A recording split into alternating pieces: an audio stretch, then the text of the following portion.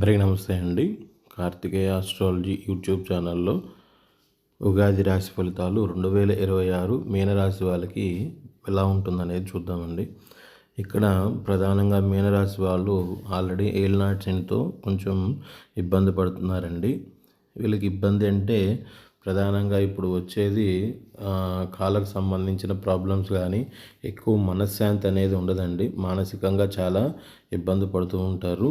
అయితే వీళ్ళకి జూన్ 2 తర్వాత చాలా ఉపశమనం అనేది జరుగుతుందండి. మీనరాశి వాళ్ళకి అత్యుత్తమంగా ఈ సంవత్సరం జూన్ 2 తర్వాత బాగుంటుంది. అయితే వీళ్ళు ఎంత కష్టపడ్డా ఫలితం రాదు అన్న ఫీలింగ్లోనే ఉంటారండి. కానీ మీకు జూన్ 2 తర్వాత మాత్రం బాగుంటుంది. దూర ప్రయాణాలు చేయగలుగుతారు.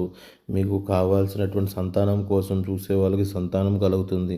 ఏలినాటి శనిలో ఇది ఒక మంచి టైం అండి. మీనరాశి వాళ్ళకి జూన్ 2 నుంచి ఒక సంవత్సరం పాటు 2026 మళ్ళీ మీకు వచ్చే ఉగాది వరకు కూడా చాలా అద్భుతంగా ఉంటుంది.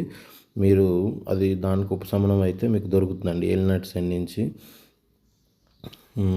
ఇదేనండి ప్రధానంగా వీళ్ళకు ఉన్నటువంటి ప్రధానమైనటువంటి సమస్యల్లో ఫస్ట్ది ఏలినాటి శని నుంచి మీకు విముక్తి కలుగుతుంది.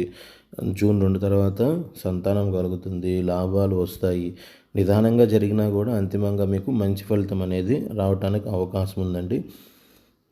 తీర్థయాత్రలు దూర ప్రయాణాలు చేయడానికి కూడా ఈ సంవత్సరం అవకాశం ఉంది. ఓకే, మీకు కనుక ఈ వీడియో నచ్చినట్లయితే లైక్ చేయండి, షేర్ చేయండి, సబ్స్క్రైబ్ చేయండి, సపోర్ట్ చేయండి. ధన్యవాదాలు.